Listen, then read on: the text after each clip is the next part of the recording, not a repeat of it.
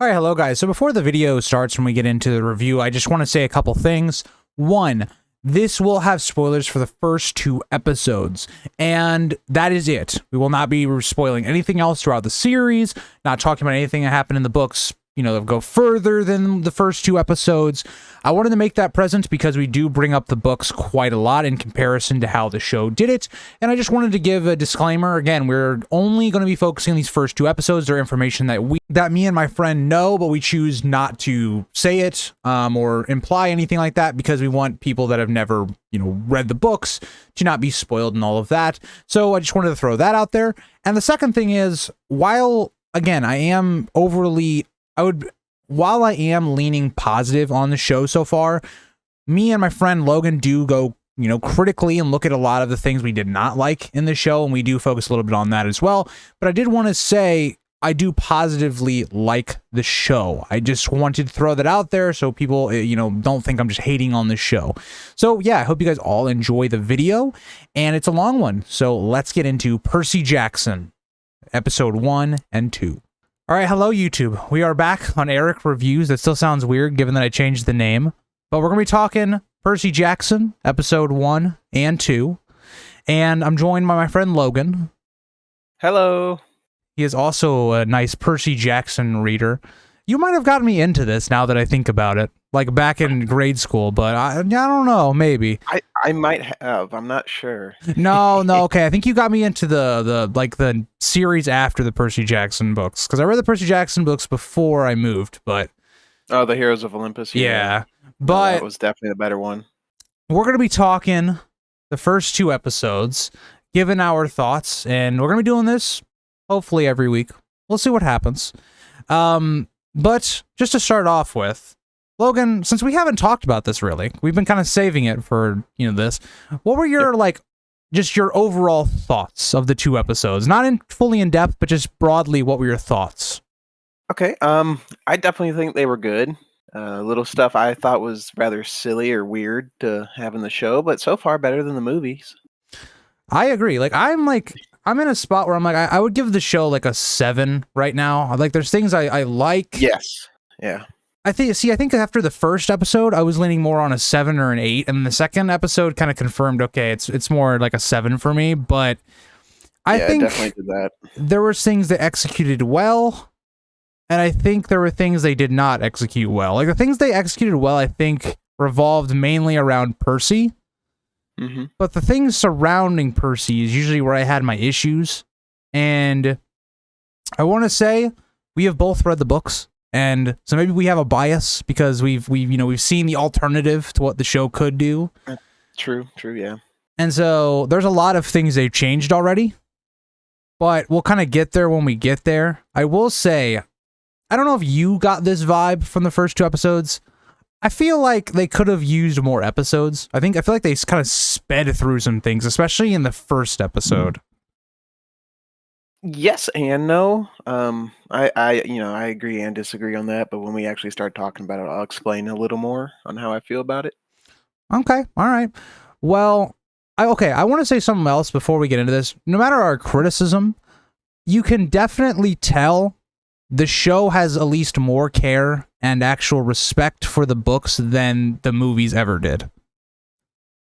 Yes, yeah. No, you can just tell from, this will just get us into the first episode, but the opening shot is quite literally just the actor reading, word for word, the first page of the book.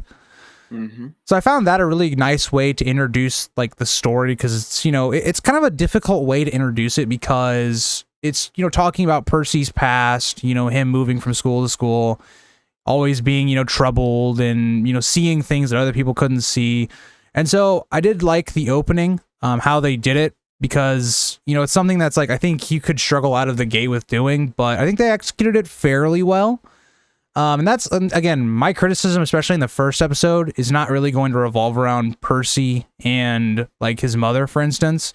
I think Percy so far is the character that's been executed the best so far. There's times when I'm I don't know. There's especially episode 2. There's times when I'm I don't know if that was the right decision, but I think this is the best character so far. But yeah, the opening, again, more just a montage showing how he's gotten to this moment that he's at now. We see Grover meeting Percy, and again showing that Percy's kind of like the stereotypical kid where, how would I put this? He's I guess the weird, or like, for instance, stereotypical like nerdy kid that gets picked on a lot, even though Percy's not really like a nerd per se. It's very difficult to explain, but we see him. Yeah, go ahead, Logan. Yeah, the best way I could probably explain it with Percy, and I don't know if it would work for Grover too because of what he is, but for Percy, he has a difficult time learning, and so people make fun of him for simply, more or less, and I'm not trying to be rude to him, but just being stupid in a way. Because if you don't explain it and you don't listen to the kid, you're just going to be like, oh, he just doesn't know how to learn. He's just some stupid guy who'll never grow up to be anything. Yeah, and there's something I really liked with that is like we kind of see like right away, and this is one of the better scenes for Grover from both the two episodes. Even though Grover doesn't do a lot, like the show explains a lot of their dynamic in like one very quick scene, where we see like Grover getting bullied, and we see the two different sides of it. Where it's like Grover shies away from confrontation. He's someone that, especially in the book, is someone that doesn't have his confidence right away. It's something that like it's a learned thing. He kind of grows more confident as this series goes on. But Percy is someone that is, he'll stand up for his friends, right? And it's really interesting because I think we see when Percy gets bullied himself, he's willing to kind of take it more, but he's someone that one of his best traits is he'll stand up for his friends specifically. He doesn't, like people picking on his friends, which I thought that scene did a very good job of like establishing those roles between them. But that kind of leads us back into where the story picks up. So we get to this, they're going on this field trip, and they're going to this museum about, Greek mythology. And right away, I want to say another one of the best castings or best characters thus far in the first two episodes, for me personally, was Chiron. I think he gives off that vibe of just being a very wise, teacher, but also having like, this kind sense towards him. He just kind of gives me who I thought Chiron was in the book. I don't know if you felt the same way about that, Logan. I did, yeah. The original actor for the movies I like too, but this guy definitely does it better. He just gives me more of what I thought Chiron was maybe than the movie did. Like I agree. I don't think the movie Chiron was bad at all. I think he was actually one of the better castings for the movies, but I definitely think this one gives me more of that actual intelligent guiding force of a teacher, especially for Percy. We see again Percy struggling with his dyslexia as he struggles to read basic English and things like that, and we'll get that a little bit resolved in like the next episode specifically. But there's this one scene that I really, really love. It's an added scene. This doesn't happen in the book at this point, but we get a scene of Percy when he was younger with his mom, and I want to ask what your thoughts were on this, Logan. It's like basically when they're talking about how Percy got his name or whatever, but what are your thoughts on that scene? I like it for the sense of foreshadowing. It felt a little pushed, but at the same time it didn't. Of course, it's, also like you said earlier, this is coming from people who've read the books, who know what was original and what's added on by Disney and current Rick of what they are adding to the show. So I liked it. I also didn't like it. I did like the one part, though, where Percy tries to say, well, Percy has killed his monster, Medusa, in the statue. And his mom goes, was she really a monster, though? Because in the actual mythology, she wasn't exactly a monster until the gods made her one. Yep. I mean, I'm going to say it. This is my favorite scene of the first like two episodes, personally. I liked the addition here because there's just so much here. Like, I just specifically wrote down the line that you were talking about, but it's his mother says, not everyone who looks like a hero is a hero, and not everyone that looks like a monster is a monster. And that has so much foreshadowing for the entire, couple books, or I guess this show and the seasons is like, there's so many times when Percy's going to run into something that even in this specific like season or book, like there's going to be characters that come off as very kind, but they are not. They end up being something completely different, or even vice versa.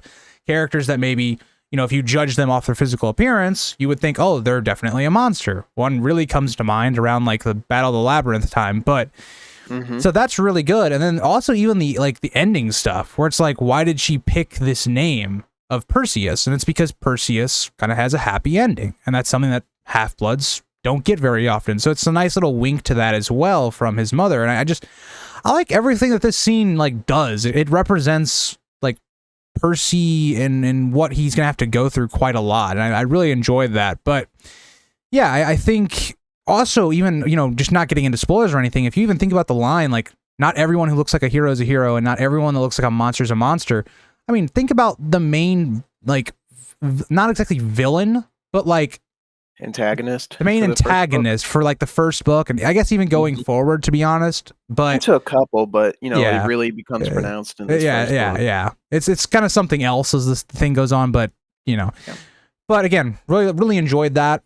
Really enjoyed again learning just even more about Perseus, like the actual mythology, not Percy, but you know, that was nice little wink to that.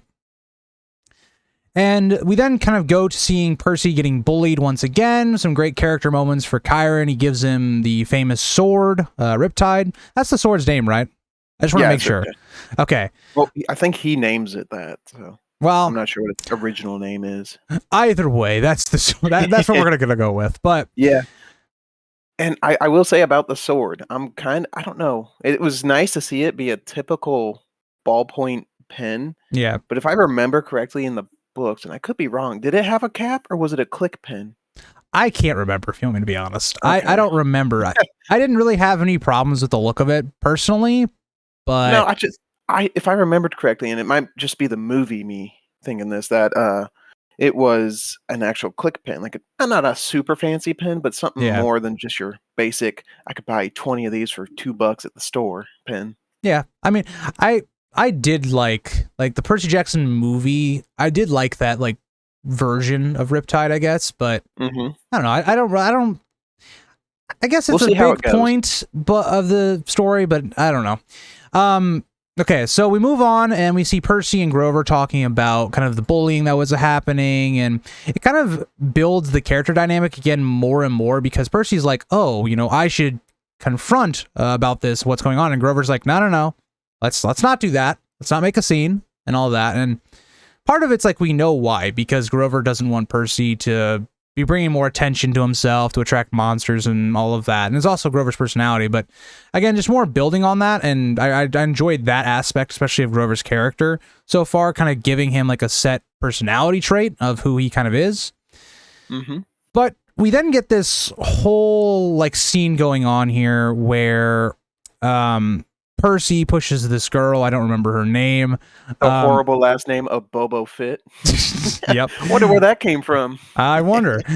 Into this like fountain, and then we instantly see Miss Dobbs. And this is, I don't know, this is just a weird way of doing it, because the movie kind of did it more the way it was done in the book, where it's like this character of Miss Dobbs, which is just a fury, takes Percy away from the group, leads him deeper into like the museum or whatever, and you know, just away from everyone, or more or less.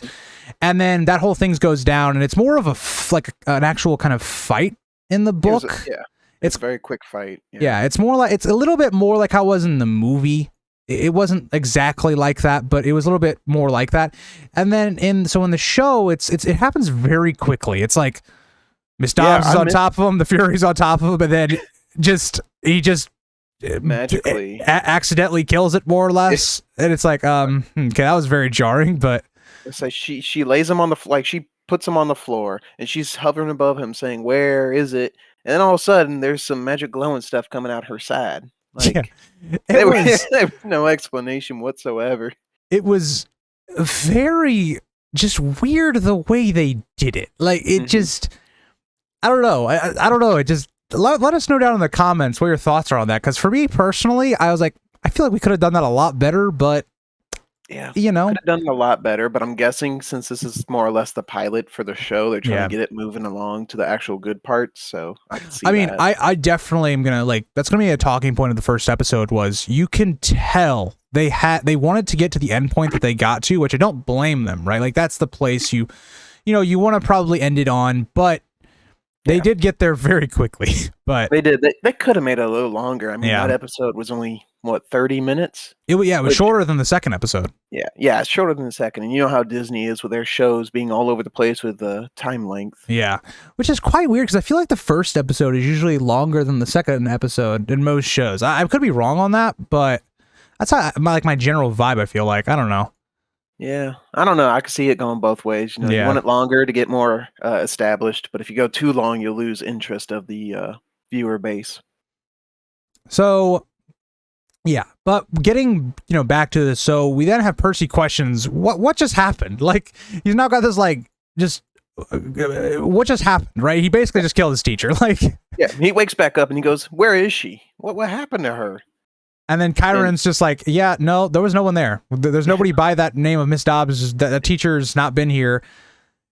And so it's just really interesting because it's like, okay, is Percy losing his mind? That's how I'd be feeling if I was Percy. I was like, okay, am I going insane? Yeah.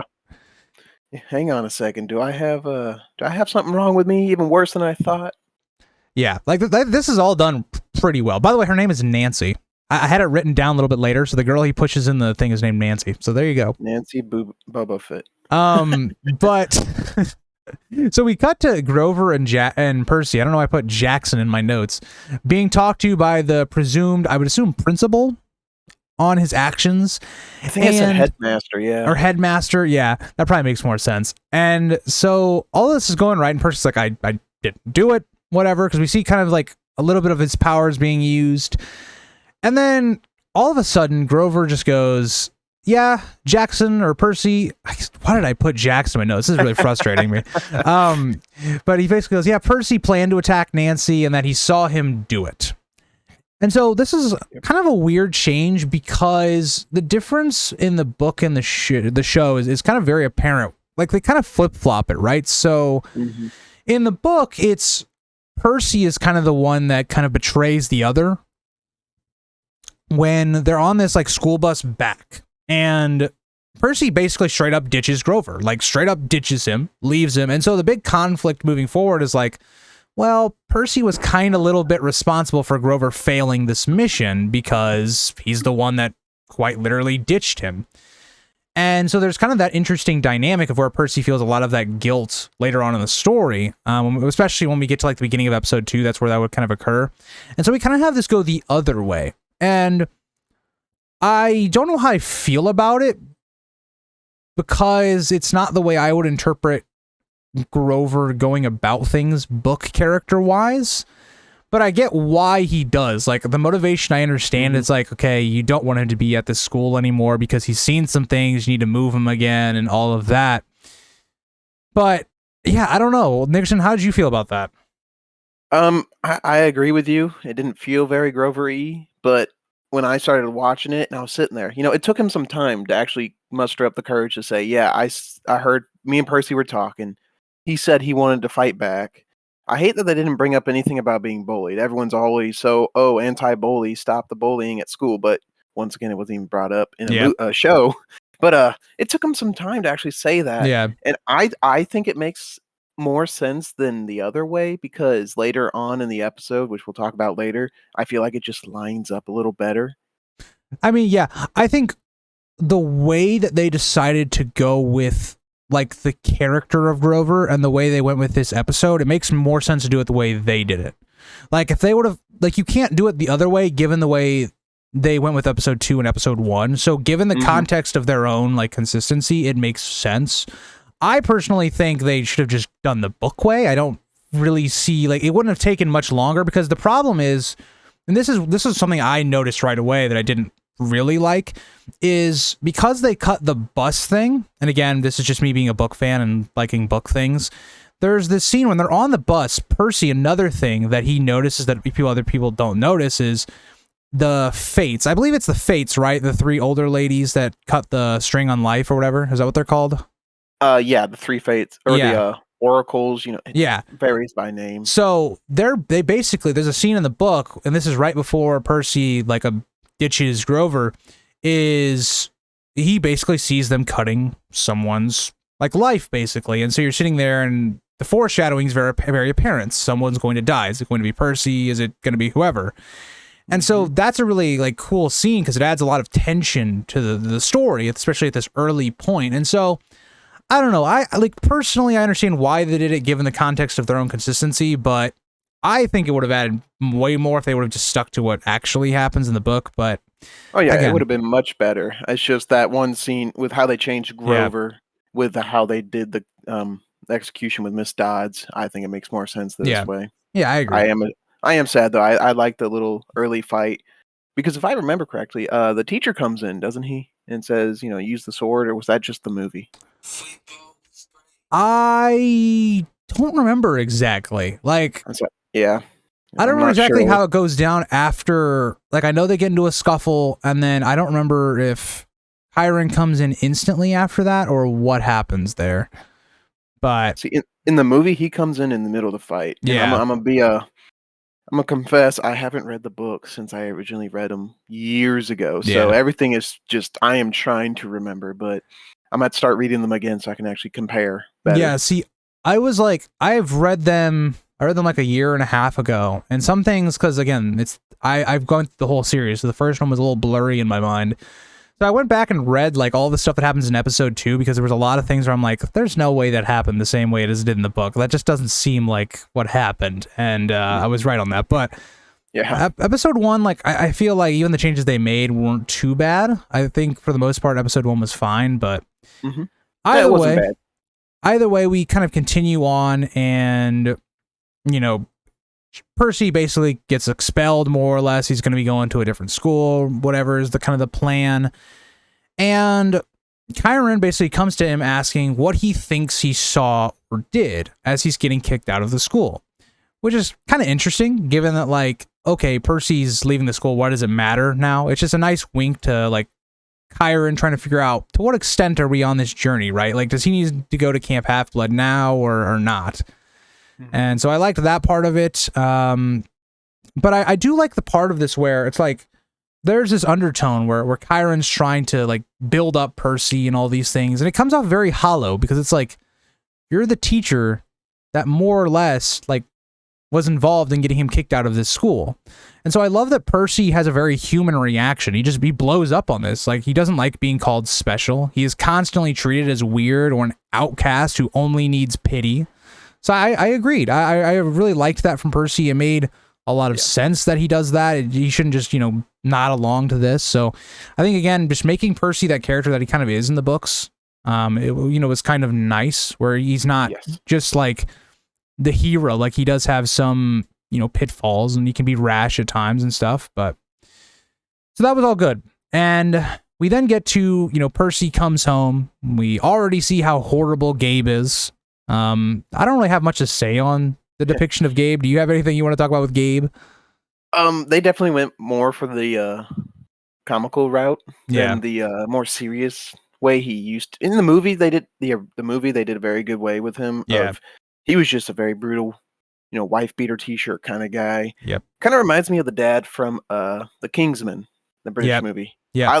That's how Gabe was originally, and I think he is in the books. This version, yes, he is. They definitely laid off of that, which is nice, but I wish he was a little more serious. Because a lot of his stuff, even when he was angry in the show, it was just kind of like a little chuckle here or there with it. Yeah, he kind of comes off more as like just a joke. Like, he doesn't come off as someone that's kind of intimidating or like someone. I don't know. Like, I don't really mind it too much because he's not really like a focal point of the story at all. He's just kind of. He's someone, again, without getting into spoilers, he's just someone that is like an obstacle later on, but he wasn't really an obstacle though. He kind of helped in a way, which we can explain in a little. When I mean, he does, but I mean for certain characters like Sally, like, again, like just for plot development of her character. I guess. But yeah, so Sally is out sitting in the rain, I guess. You kind of, I don't know what to make of that. Like, I just found it was weird. So she's just vibing outside. I'm like, all right, fair enough. Just the vibes. And so then her and Percy kind of have like a quick meeting, and you can tell like they've been through this before. Like, Percy's been kicked out of another school, and she's just like, believe my son. I'm backing my son. And part of that is because she knows he's not crazy. So some of it's like she's not just blindly believing her son. She knows what her son's seeing is the truth. and all of that. So, just again, establishing that relationship between the two characters. And I think I bought their relationship a lot. I don't know if like you did. I really enjoyed the depiction of the two, but No, it's a nice one without a father figure and, constantly having problems with school or not. That, instead of being a mean mom, as she could have been, she was just, the loving mom who's like, okay, we just got to keep trying with what we can. yeah, I agreed. And I think all that works really well. So we kind of have some back and forth, and they're basically like, yeah, we're leaving. We're going to go. We're leaving. And yeah, I don't really think there's much else to say. Gabe says some nonsense. It's like, whatever. Yeah. More comedy kind of stuff. Yeah, more there, Marvel comedy. yeah, nothing serious. Moving on. We're gonna get more Marvel comedy. Don't worry. Yeah. Some of it works. Some of it I was like, okay. I don't know about that. Yeah. But we get an interesting dream on this car ride, telling Percy to run away from the fight before he gets hurt. Now, I wasn't sure who this character was. Like, I was between like two characters. I wasn't. I don't know. Nickerson, do you have an idea who this character is? I have two ideas, but I do and I don't. I'm just not sure, honestly. I don't remember it from the books. It definitely wasn't in the movie. I have at least one idea, but for me, it makes no sense. Maybe they're replacing the oracles or the three fates with this character. It sounds like a guy, so I'm gonna say guy for now. But I'm so not sure. I'm not gonna say one of them because it's kind of, I guess, it's more like a spoiler for reveal for later on, I guess, in this book. But the one option would be for me Hades, just based upon he is kind of at the forefront, and he's kind of shown as like he's supposed to be like the main villain for the early book, on surface value and stuff like that. It's kind of who he's being brought up as at the end of episode 2, and the dark vibe kind of fits him. So I was like, maybe that's who it is. I don't know why he would though send a message to Percy saying to run away from the fight, given that there's a whole different plan there that I'm not going to talk about because it's spoilers. But yeah, my thing is with it, it would make no sense, but the way he was dressing, acting, and the environment around him, it kind of reminded me of Charon, the boatman to the underworld. Mm-hmm. So it's kind of like it could be him, but that would make no sense if it was. I think I know who it really is, given on dreams and the way that's shown, but I don't know why that would be there if that was the case. Like, I don't know. That scene very much confused me, so we'll see where that goes in the future. If you guys have your own ideas, let us know. But so Percy and Sally, then they reach the house, and Percy's talking about his struggles of his day. Of his daydreaming and his inability to pay attention and what he saw at the fountain. Again, just more of the same, right? Just getting the idea that Percy's gone through this pretty much his entire life of seeing just things that not everybody can see. Basically, pretty much being on this idea of like, he kind of feels like he's going insane. Like, yes, yeah. There are things happening that he cannot explain. Nobody talks to him like he's a rational human being. So yeah, I think all that's pretty good. We see his mom be pretty understanding, and this kind of gets to the big reveal, right? We start seeing Sally talking about meeting Percy's dad, and at this time, we don't know it's Poseidon, but it's Poseidon, and how he was a god. We get the reveal of him being a half-blood or a demigod, and what is all going on at this point. And I love that Percy is not just, let me just believe this right away. Like, I feel like there's all right, cool, ma. Yeah. Yeah, I feel like there's so many shows and movies where they're just like, yeah, okay, I believe that. Yeah, pretty much, yeah. A lot of the shows are like that. But it was very nice to see him go like, no, mom, why are you acting like this? I already have problems. Stop making it worse. Yeah, I think Percy sees it as, okay, not real. She's making excuses and she's trying to make me, feel like I'm not, insane or stupid. Mm-hmm. But so I really enjoyed that. It's, and then all of a sudden, then we get the reveal that he is a satyr and all of that. So again, pretty much reasonably how it happens in the book as well. But then we leave for a Camp Half-Blood.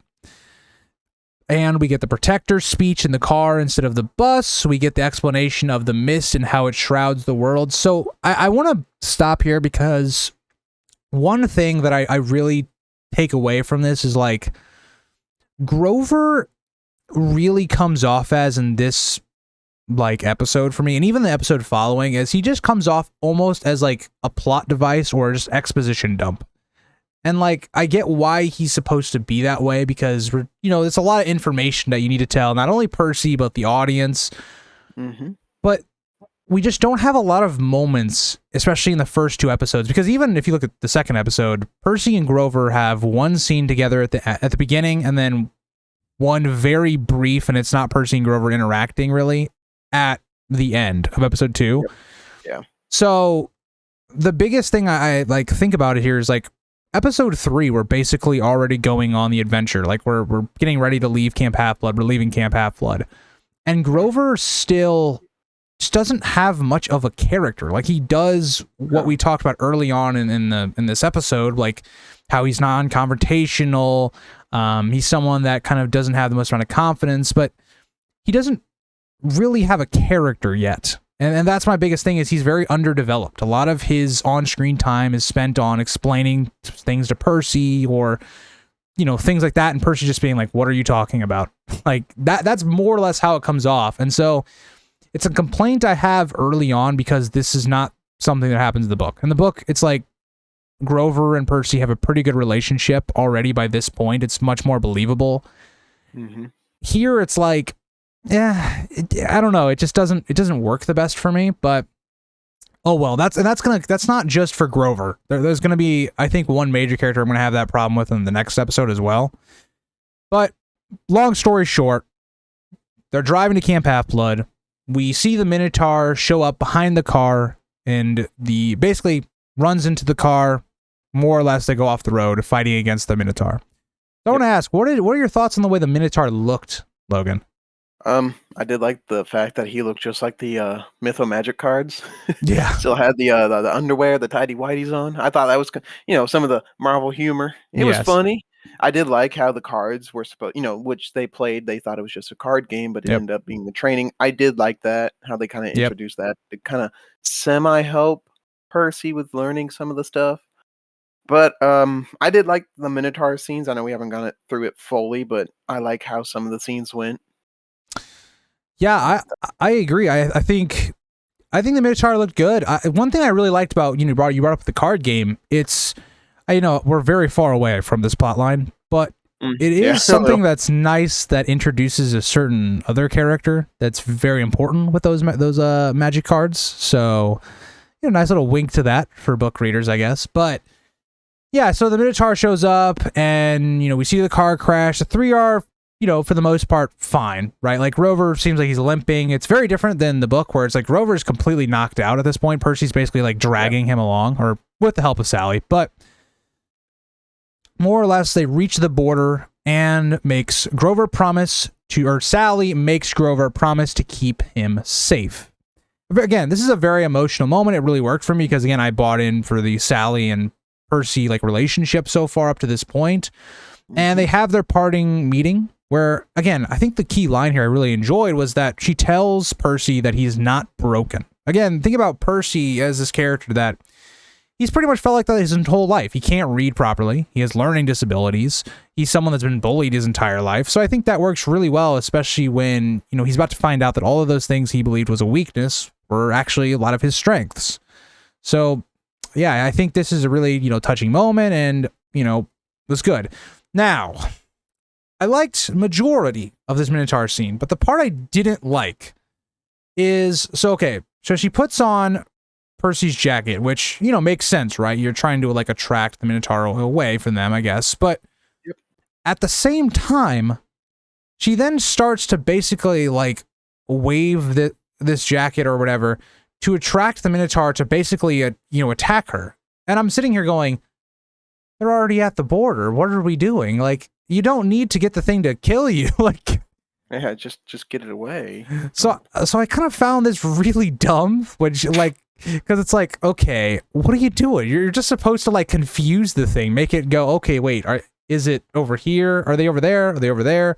Because you have to think like in your mind, like you're just a human. Like the Minotaur shouldn't care about you. Like it cares about, the Half-Bloods or the Satyr. Yeah, not a normal human. Not the normal human. Like and then the other thing is like, okay, if it's running at you, right?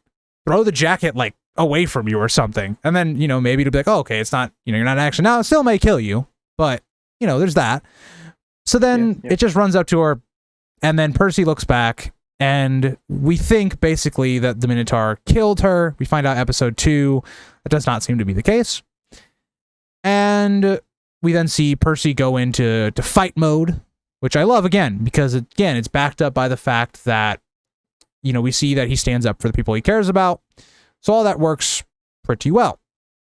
One other thing I did like, I wanted to say, because we haven't talked about it too much, the show did look pretty good. Like, I feel like it was up to like Disney standards, I guess. I don't know if you thought it, was lacking at times or anything, Logan, but I thought it was good. No, I think it's good so far. The CGI actually looks like it's from the, from this era. It's not like it's from early 2000s like some of their shows have looked.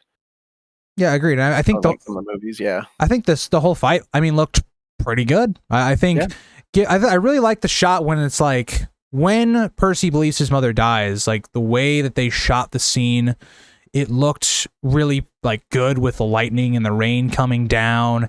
Yes. And, Percy just like realizing the one person that he cares about, the only person that he, probably is very close to at this point is dead.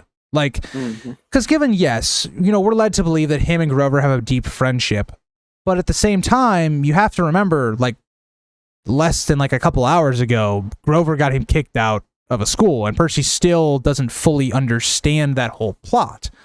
Yeah. So honestly, I wouldn't say a deep relationship. The way the show makes it look like, it's like, hey, we're two misfits. We might as well be buddies. Yeah. And it's like, yeah, he's my bro and everything. It, apparently, his mom, I don't know if his mom met him outside of the whole, being a satyr, helping Percy get to where he needs to go. Yeah. But it didn't seem like they would ever hang out outside of school. Yeah, now that I think about it, that's a great point. Like, they kind of seem like it's one of those where it's like you just don't want to be sitting alone, or you just want somebody to talk to type thing. So yeah, I agree with that. So that even makes it even worse. Or think about it like that. Like, it makes it even worse because you're sitting here going, okay, this dude that you maybe like, but you're not super friends with. He just backstabbed you, but now you find out he's a satyr, so he's on top of backstabbing you. He also has been lying to you this whole time. Yeah. And then so you watch your mom die, and it's like, okay, your complete world is just gone. Like, you haven't had a father your whole life. Your mom, who's done everything for you, is gone, and at the same time, you're also 12. Like, it's insane. Little kid going through all this stuff. Oof. So again, a lot of emotion. A lot of nice. Really, they did a pretty good job of building up this relationship for this big moment. That's why they gave Sally so much time, is because they wanted this moment to hit harder. That's why they gave her and Percy more screen time. Even, I think, specifically why they added that flashback scene. And so we get basically Merry and Pippin killing the troll in Lord of the Rings, where Percy, one way or another, he gets on top of the Minotaur. Again, he'd already used Riptide to like slash at the horn of the Minotaur. Yep. And he basically takes the horn off its head and just stabs it. And I was like, okay. Yeah, he pulls it off and right into the eye. Ugh. And again, brutal. Scene was shot pretty well. Definitely a solid action shot. And I will say, one thing I did take away from this is like, it was kind of difficult to see what was going on at times, but I don't think that's necessarily a bad thing given that the atmosphere. Like, the atmosphere was very much the lightning whenever it was, coming down was the light in the shot, right? So it did it looked like how a normal fight would look. It just at times, wasn't in its full splendor because you couldn't see everything that was going on. But again, I thought it was pretty good. And so this first episode ends with Percy waking to Chiron welcoming him to camp, more or less. And that's how episode 1 ends. So, yeah, again, I think episode 1, pretty strong episode. I would say, like, for me, coming out of this episode, I gave it an 8. I thought it was pretty good. Didn't have a ton of issues with it. I think there were things here and there I was like, okay. But, yeah, I don't know. Do you agree with that, Logan? Yeah, I give it a 7 or an 8 just because, not a lot happened. It was a good establishment, definitely.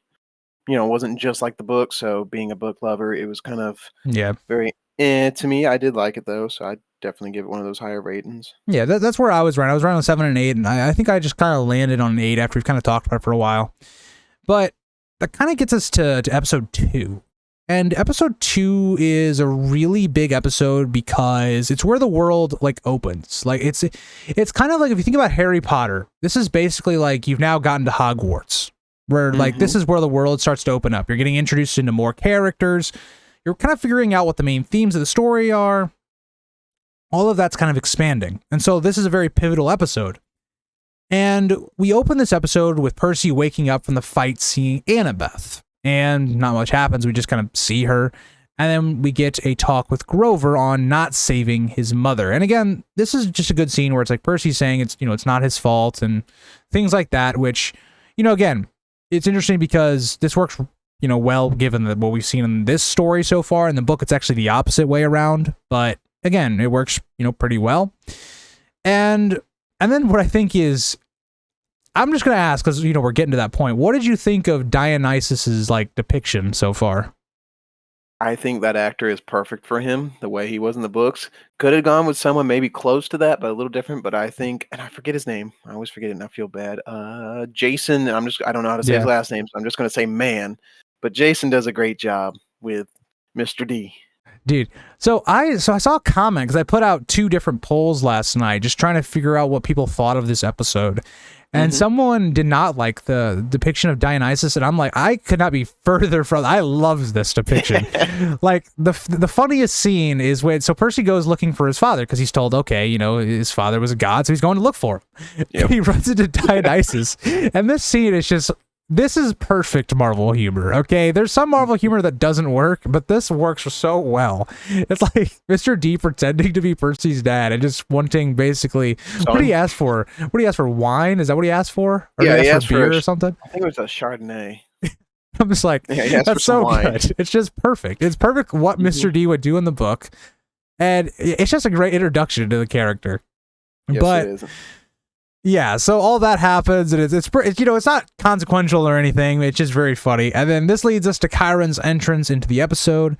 And again, I really just dislike the way Grover continues to have no real character, because like he just pops into the scene. And he's like, "Yeah, this is Mr. D. He's a god," and yeah, it's like, I don't know. Like, ta-da! That's it. I'm off again. See you later. And he just takes off again. Yep. And I will say real quick about Mr. D, I do love that he still is wearing his Hawaiian shirts and drinking his Diet Coke. Yeah, you gotta respect the Diet Coke. Oh yeah. But we do, okay, so right after this, we do get something for Grover where it's like, Grover doesn't really feel right about it. Like, you know, Mr. D's trying to say, oh, you know, it's a completed job and you got him to camp. And Grover's like, but like, you know, the person he loves the most is kind of dead. So like, did I do my job? Yeah. So, yeah, I mean, you know. So then we see Chiron and Percy kind of wandering the camp, and it does look beautiful. I thought the camp, like, they really, like, got the vibe down. It just kind of gives you that, like, summer camp type vibe. I thought the cabins looked really good, but... They kept the strawberry fields, which is nice. Yes, so I think, you know, they nailed a lot of the atmosphere of what this is supposed to be. We also we get some like nice little info from Chiron, and okay, this is something I want to compare.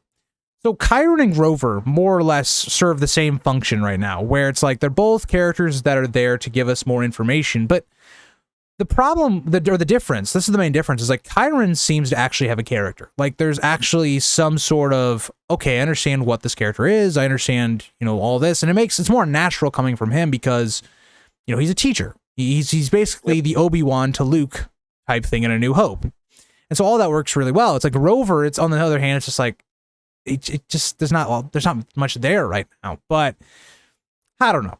But I do like that we kind of see, so on this initial little trip with Chiron and they're getting towards the cabins, we kind of see like the central conflict of the story right away. It's like the gods' treatment of their children. Like Percy is basically straight up told, like, he may never be claimed. And again, he already thinks like this already sets off those bells because it's how he's been as a character, going from school to school, that he doesn't really have any place here. And so that's just a really nice tie-in. And that's why I talk about when I look at the character of Percy for so far in the show, he's been written pretty well. Like he has a lot of different, problems and things he's going to have to work through.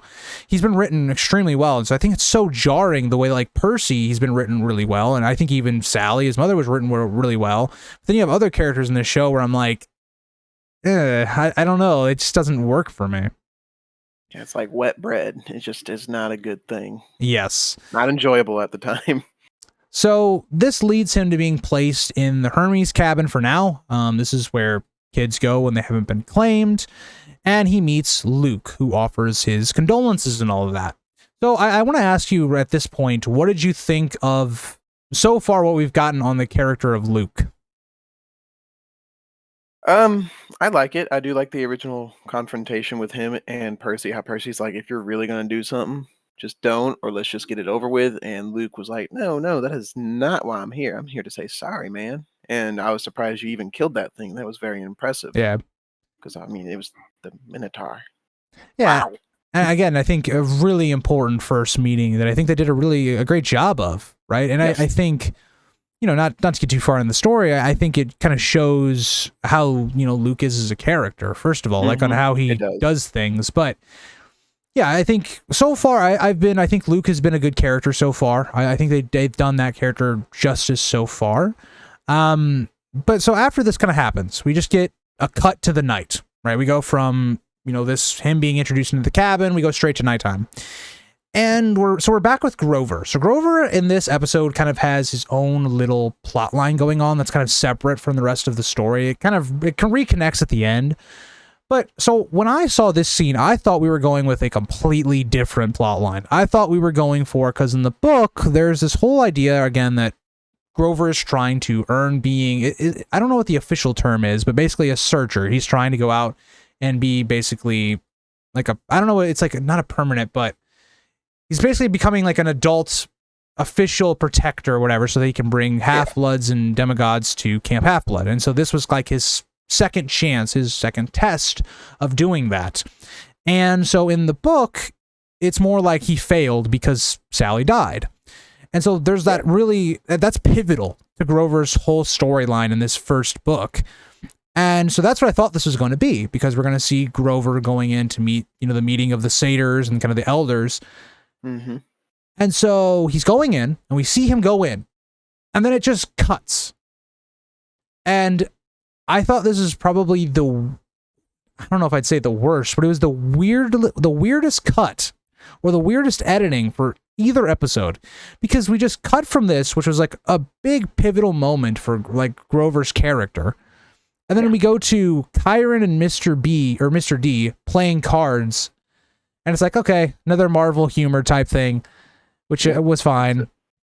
Yeah, it was okay, but like you said, the transition from the very important scene with the Elder Council or whatever they're called, and Grover, and then if I remember correctly, the one who was talking to him, the one he sees as a mother, or was that? I don't know. I don't know that's. I can't remember if he had one that was very motherly to him, or because he has a girlfriend. He has a girlfriend, but I don't remember the girlfriend being in this early. I thought that was more like a book. A couple books later, no, book 2 thing. I thought it was a book 2 thing.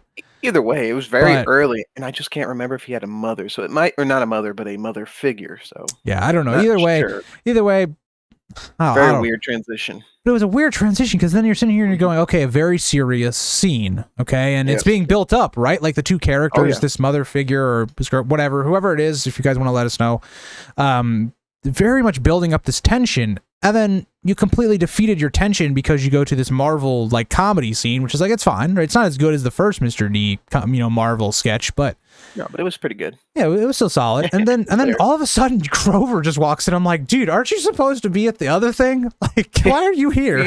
You're a little ways away, deep into the forest of the camp, not even close to the big house. Yeah, and so that he's just like, yeah. So I just got done talking to the other satyrs and the Elder Council or whatever, and I think, Percy's mom's still alive.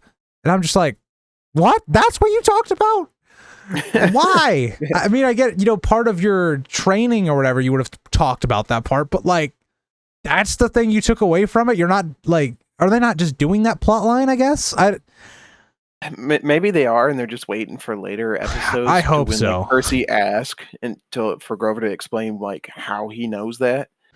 I If hope they ever so. talk about it. Because so, yeah, if hopefully. they don't, I'm going to be very triggered. Mm-hmm. Because it's vital to Grover's character arc. And it's very vital going forward as well. But Yes. so, yeah, so that all happens. And then Chiron and Mr. D do not tell Percy. Just do not tell Percy. And I understand at this point why they wouldn't. Where it's like, okay, because you don't want Percy to just, okay, he hears this, and he's going to just leave the camp because he's going to want to go to the underworld immediately. No training, he's just going to go. And also, they don't know who his parents are yet. I mean, they might have their guesses, right? Like, maybe it's like, oh, maybe it's one of the big three. You know, I think, I don't remember, I can't remember because I read the chapter as well, but I don't remember if it's either the show or the book where they basically say, oh, I thought you would be Zeus. I don't remember.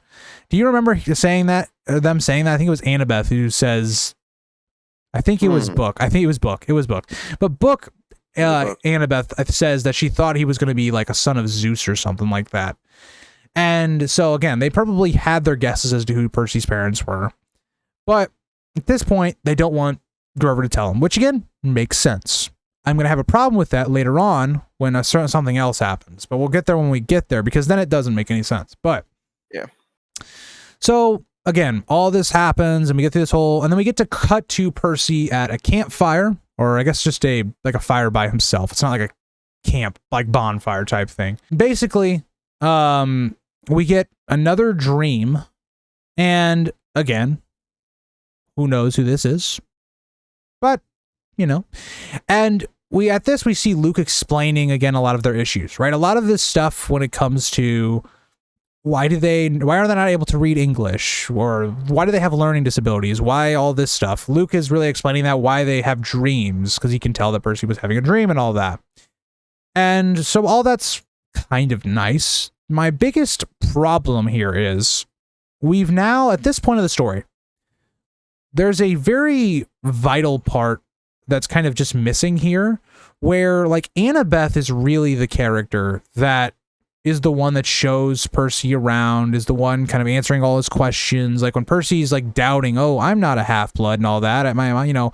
This can't be true, and my parent can't be a god. It's Annabeth that's the one kind of giving him the Torah and all these things. And the vibe is very much in the book that it's like Annabeth has done this before. Like it's specifically stated that Percy thinks that she's done this before. Mm-hmm. And why that's important is because, again, for one, that's their first real meeting. It's their first interactions. It's where they develop actually like a relationship or like some sort of chemistry, friend-wise. And so when we get to a scene later on, which is in the show's first, Annabeth scene, or I guess second, but I mean her first talking scene, it's very jarring, but we'll get there when we get there, but because I'm going to talk about a lot more there because I have a lot of problems with it. But just keep that in mind. Like all the Luke and Percy stuff is a lot more Annabeth in the book. So they kind of split the Annabeth stuff between Chiron and Luke for the most part. Yep.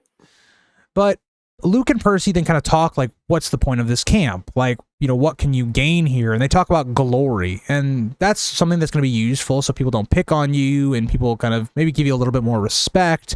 It's like a seniority thing. Yeah, it's one of those things, right? It's kind of like if you're on the football team in like high school, for instance, like, okay, if you're like, one of the star players or something like that, people aren't going to mess with you type thing. That's how I would look at it. But yeah. At this point, we then see Clarice bump into him. And just being the stereotypical bully type thing, which is how Clarice is in the book as well. Luke does try to defend him, but, we also hear that Luke is the best sword fighter at the camp, which is an interesting note because I think in a lot of ways I do believe this was kind of just a wink to the book, because in the book, we see Luke is the one that does train Percy on how to sword fight. And we actually see in their first spar that Percy is actually able to get the best of Luke, which is a little bit of a plot point going forward. I can't really get into it, but it's something that is kind of notable. It kind of builds a little bit of their rivalry and stuff like that. But, but again, it does show how do you not get bullied? How do you gain respect? It's off of your skills. And I don't know if you loved this montage, Logan, but I loved the montage of Percy just being bad at everything. It was pretty funny. I liked it. The arrow, and then the whole forge part. I thought was just too funny. It's well, it's great because be it's able like, to do that. okay, even though, we're basically being told that Percy has all these good abilities, he's going to have good fighting skills. He just took down a Minotaur. So many shows and I think movies get into this problem where they let their hero be able to do everything very quickly. Like be able to, again, the Rey syndrome of Star Wars. She was able to do everything flawlessly. Yep. So, you might be thinking that if you're like a new viewer, you've never read the books, you don't know what happens or anything like that. And you go, oh, okay, this guy's able to kill a Minotaur instantly. Well, this is a little bit of come down to earth for Percy. Can't struggling to do anything. It also, again, continues to build on that idea that Percy doesn't fit in. He's not good at anything. So that's all really nice. No more beginner's luck. I do wish in this montage they would at least shown a little bit of like Percy at least trying to sword fight. So would have given him something that he was good at that he could have hung on to, but we don't. That's fine, But okay, so then we also get another thing with Percy here, and it's interesting because it's the motivation of another character that we'll see later on in the story.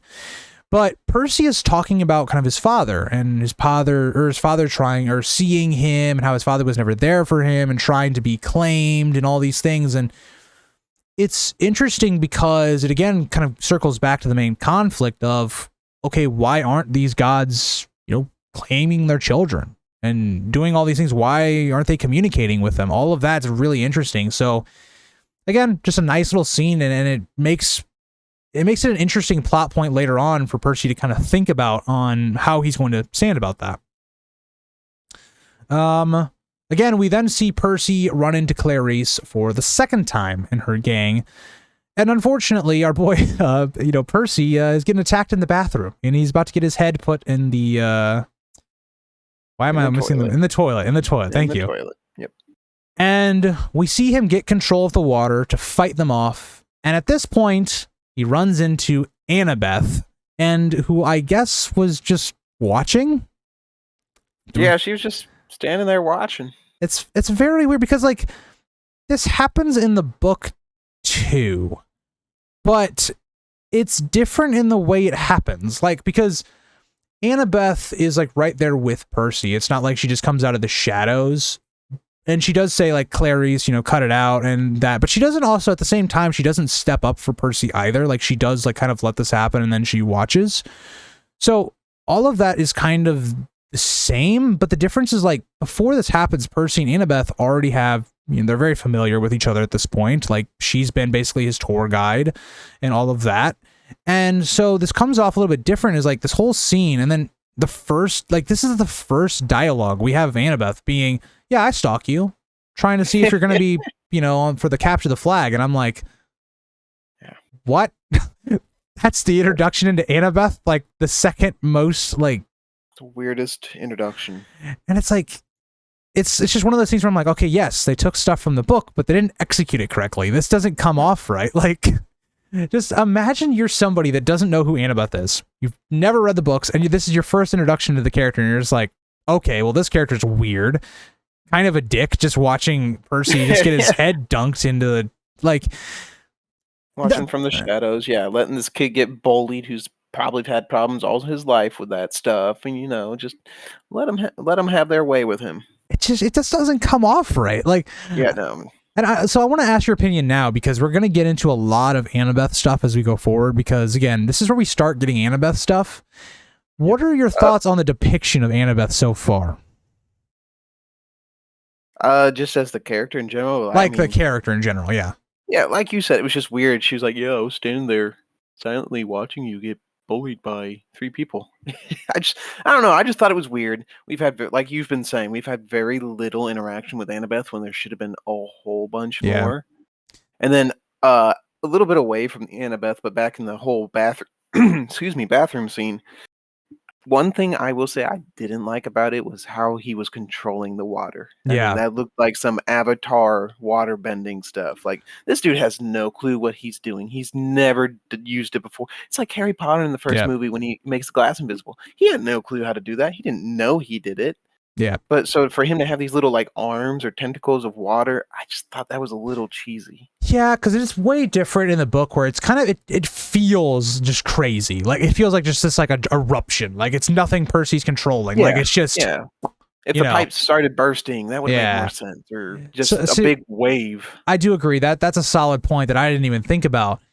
But I mean, even going further, like Annabeth is a character that is weird for me because in a lot of ways, like throughout the entire series, Annabeth is probably my favorite character. It's definitely her and Percy, and it's kind of it's made to be that way. But I would say I like Annabeth a little bit more than Percy, and the fact that they came out of this episode just almost not liking Annabeth, like just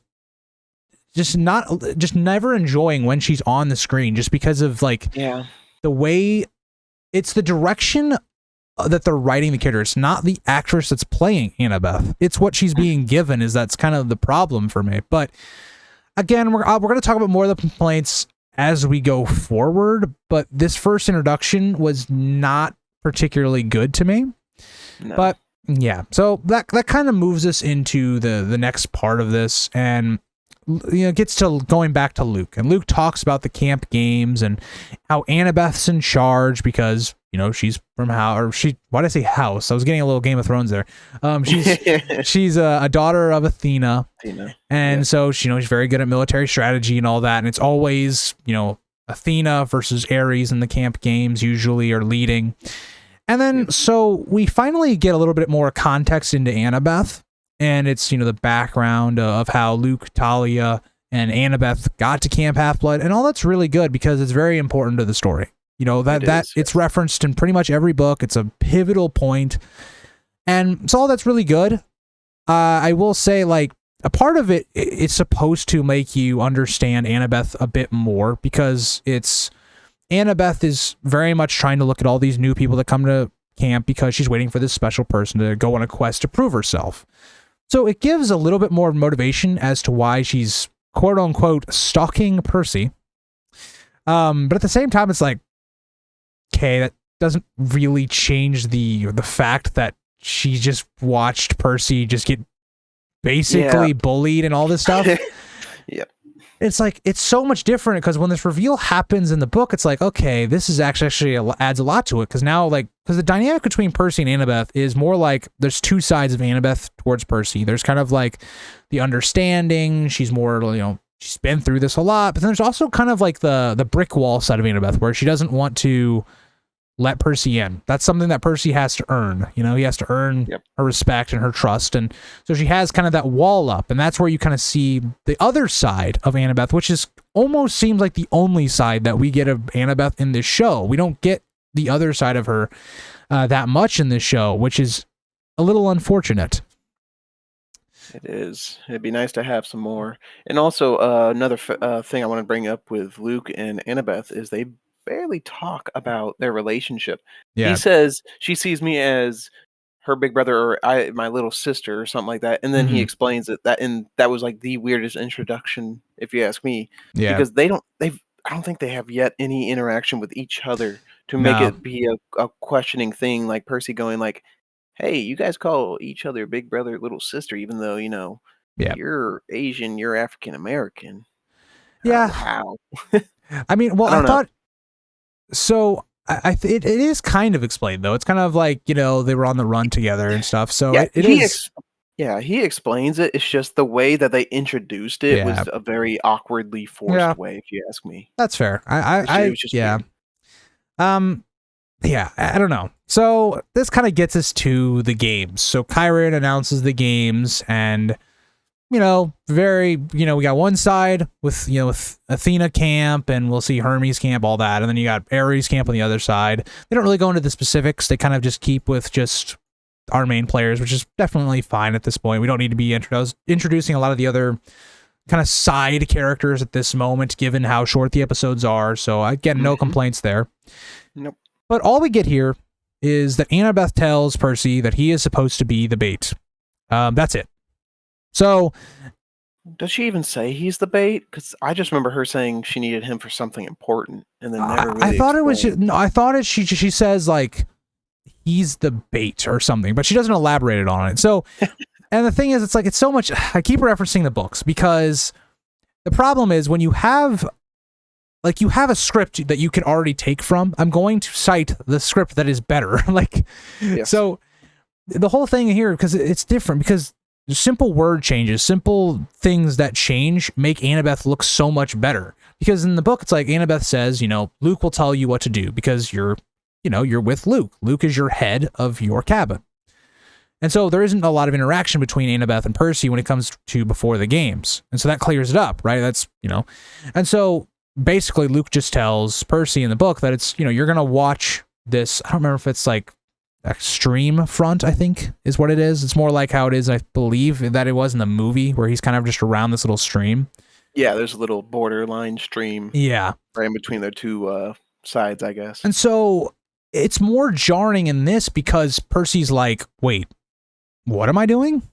Because Percy's looking at this as like, okay, he needs to prove himself so that he can be claimed, right? He wants to make a good impression. He's also just trying to get that glory, thinks people don't bully him, like Lou talked about. So this is really important for Percy. And so he's asking Annabeth all these questions, and she's just saying, you don't get it? Just stand here. Or it's like, oh my God, it's hard to watch. It's like, yeah. I don't know. It's just, I don't like the way it comes off as, and it's like, this isn't like it's not Annabeth, but it's like, at the same time, it's not, because we're not getting the other side of Annabeth. We're only getting this, like, I'm smarter than everybody else. I'm not, going to show you any compassion or anything like that. And so Percy is basically just told to sit up on this spot. All right. And okay. And so we see then some fighting, which I also wanted to note, like some really good I can't say the word. What's the word for, like, fighting? Choreographing? Yes. I can't say the word. I struggle with it. Hey, but I thought it looked pretty good. Like when Luke's fighting and all that, I thought it was really good. It looked nice. And so we get that. And now just remember everything I just said. That Percy, cares a lot about what's going to happen, and like he wants to show that he is worthy to his father. We then cut to, again, this is really funny. I genuinely think this was really funny. Where it's like Percy is Fortnite dancing, and he's doing the floss. Yep. Yeah, and then he's peeing in the forest, and he's just sitting down, taking all his armor off, and I'm just in here like relaxing with the salamander. Logan, do you agree with this? I don't know if I'm being too harsh, but given everything we just heard, how Percy really wants to make a big impression, this does not really strike me as someone that cares a lot about what's going on. Like, yeah, no, he wants to make a big impression, but you also got to remember he's a 12-year-old kid. I know. That's where I'm sitting there. And I'm like, I don't know if I'm being too harsh or not, because it's like, maybe a little, but I completely understand where you're coming from. It's like he was like, oh, I want to make a big change. I want to be a big deal, and then I'm gonna take my armor off. Because it's like, it is like a kid thing to do that, but it's like, it's, at the same time, I'm sitting here, I'm like, I feel like Percy in the book, the character wouldn't do, like, Percy is like very goofy. He can be kind of stupid. That's why he eventually gets a nickname that, it's not really a spoiler that much, but I'm not going to say it just in case. But Annabeth eventually gives him a nickname because of stuff like that. But like that Percy's always kind of very serious when it comes to like things like, a big fight that, is important, but I don't know. But yeah, go ahead. I was just going to say, one thing I did find kind of funny was the fact that he actually stayed. I get that he's older. He's 12. He's not some little kid. But if I was to ask my little brother, I knew you were going with this. Yeah. If I told him to stay there and wait, he wouldn't do that. He'd go off and go do something crazy. Now, so I feel like that was something that he should have done. Now, paired that with all the problems that Percy has when it comes to like learning a bit of disabilities or whatever, and not being able to sit still. Yeah, no kidding. ADHD and stuff like that. Like, he's not going to just sit there. Like, I get that he was doing other stuff while he was waiting. He, a little playing with this lizard, doing the dance and everything. But at the same time, I'm sorry, I just would have imagined him running off, getting lost, going the wrong way towards what's happening next instead of just waiting for it. Yeah, because the thing is, he's not told anything. It's like, okay, put it this way. It's like when you're a young kid and you ask your parents, "Can I have somebody over?" And they're like, "No." And you ask, "Well, why not?" And they're like, "Well, because the answer is no, and you're the parent, or they're the parent." So then you're going to be like, that's how it looks like that, because that's the way Annabeth treats this, right? She doesn't tell Percy anything. She doesn't tell him what the plan is, which, it's a good plan. It's just Annabeth comes off as a dick because she just doesn't tell Percy anything. Like, and so she puts on that cap of invisibility. She's like, "Peace out." And it's gonna get worse. It only gets worse. Yeah. Yes, it does. We then get to Clarice and her people as they roll up on Percy, and they begin to fight. Again, Percy caught off guard, literally just chilling. Yeah, he's not doing much of that guard duty. Yeah, no, he's the bad guard. And then again, so like, this is where I don't know how to feel about it, because Percy's first instinct is, it's time to run. And I'm like, I could see it from a kid part of it, but like the Percy aspect of the character has been shown to be very confrontational and to stand up to bullies and stuff. I don't know if he would have ran away, but I don't hate the decision that much, given like, he's a kid and it's like, there's literally 3 people in front of him that are older than him. So know what they're doing. Yeah. And honestly, though, I can also see him wanting to run, because when he does actually do something about a bully, it's never toward a bully that does something to him. It's to somebody he knows. Yeah. Like the one time with Grover and everything. I mean, it was to him as well, but Grover was there as well. So Grover was also part of the suffering party. And like, yeah, I could definitely see that. So like, I don't have major gripes with that. I just thought it was an interesting decision, but It was, yes. So then at this point, right, the action gets to this like creek area, I guess, or like I don't know if it's a lake. I don't know. It was just something like that. Yeah, it comes to the lakeside. Yeah, okay. You can see the rocks and you can see some boats in the background. So at this point, we see them fighting. Again, I think all this is done pretty well. I think the action scenes so far in the show have been pretty well done. And we see Luke return the flag and win as Percy breaks Clarice's spear. A pretty badass spear as well.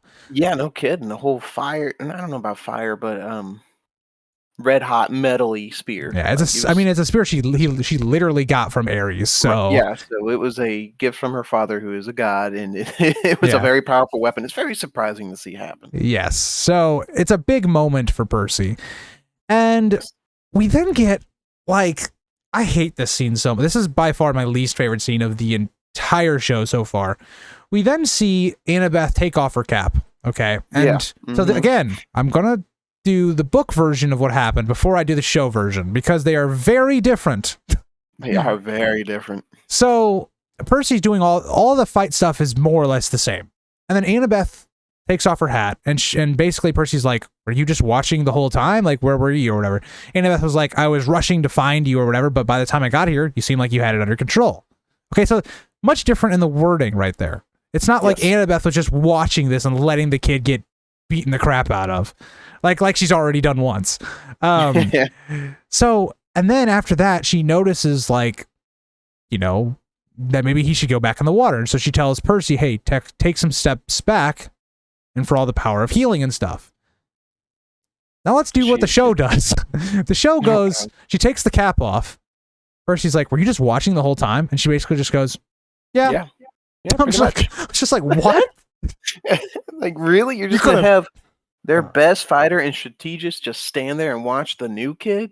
It's like, not even help? Like that? I don't even know, man. This is why I'm sitting here. I'm like, the 3 instances we've seen Annabeth now. One of them, she watched Percy get bullied and then said she stalks him. The second time is she basically says, "Yeah, you're bait," and doesn't elaborate on anything else.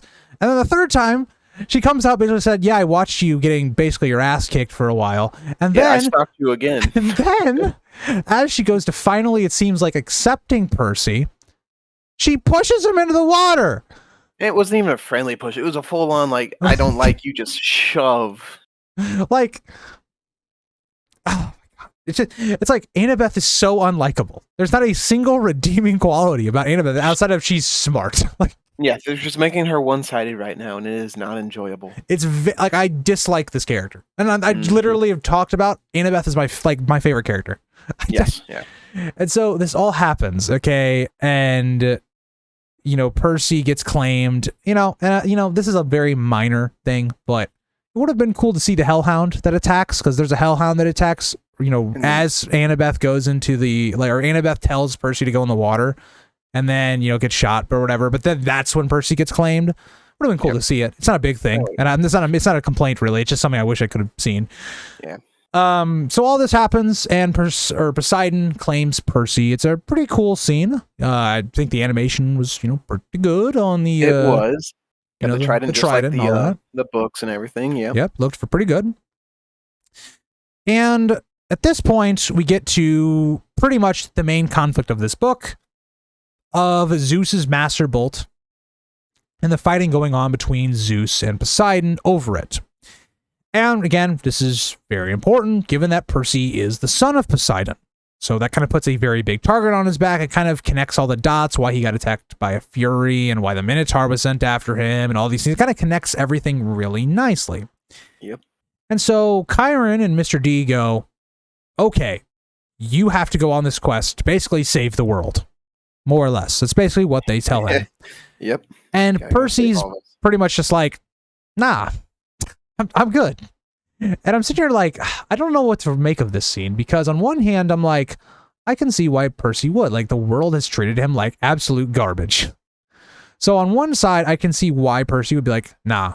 But at the same time, I'm like, Percy is a type of character that is willing to save other people. He is someone that cares a lot about his friends, or people that, because right now he considers Luke a friend, right? He talks about that. There's a little scene where he's like, I think I've actually made some friends on my first day, because he has this, we kind of skipped over it, but he has this moment where he's like making an offering for his mother and all that, and he talks about that. So a part of me is like, I understand why Percy wouldn't want to, but at the same time, like, I feel like he would. Like, the book Percy definitely would, but given the way they've built this character in the show so far, I can understand why he wouldn't. I don't know. What is your rating on that scene?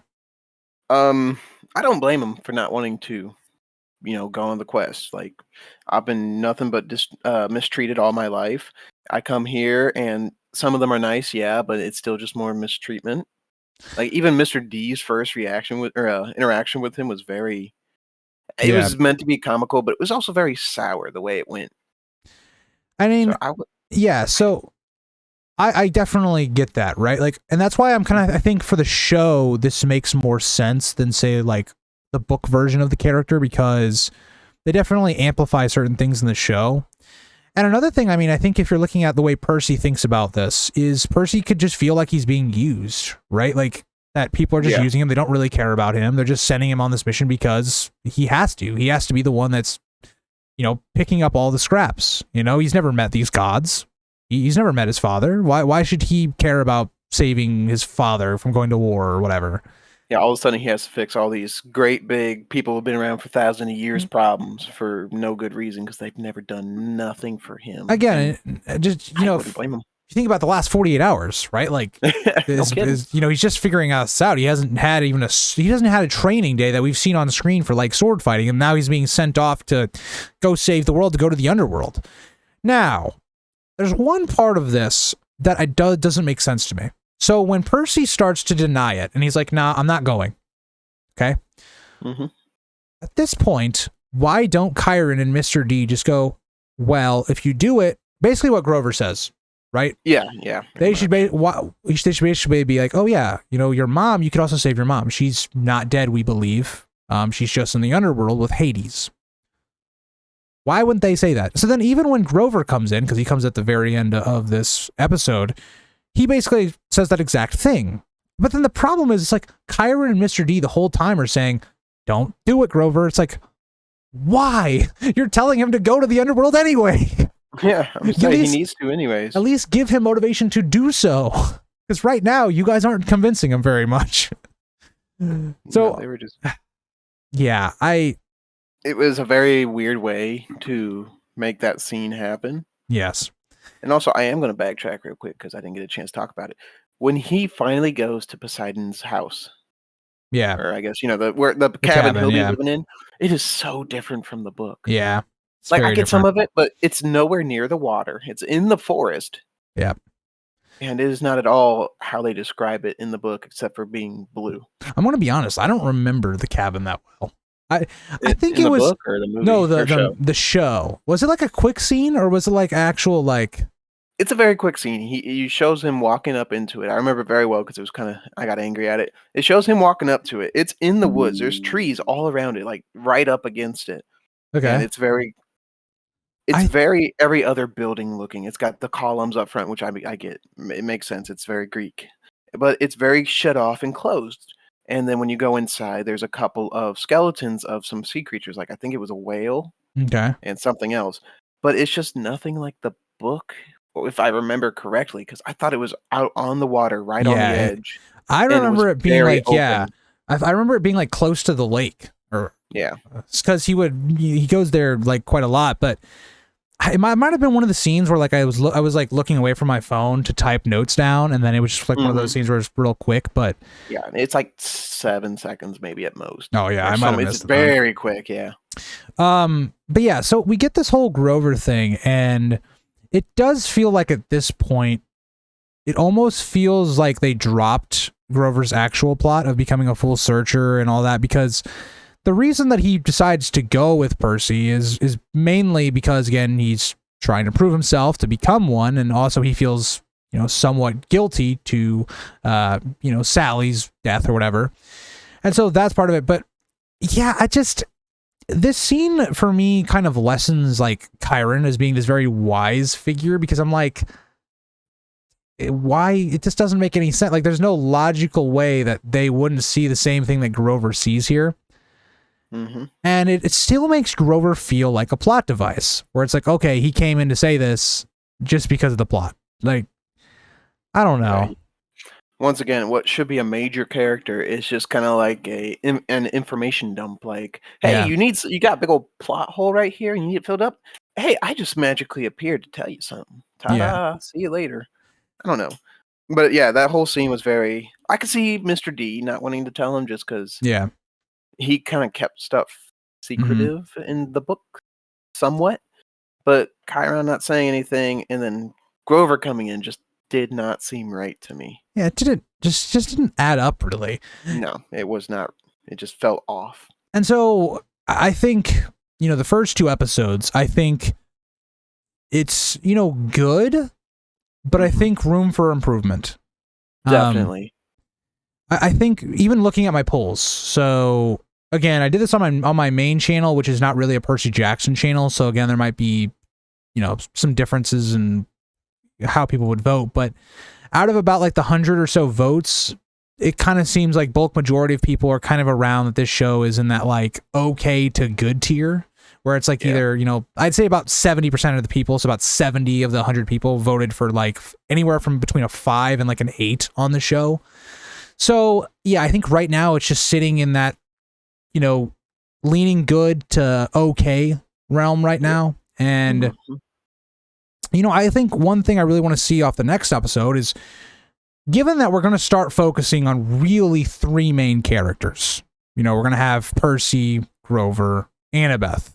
Those are going to be really our 3 main characters moving forward. There's not going to be as many characters, right? Like once they leave Camp Half-Blood, not as many characters. Yeah.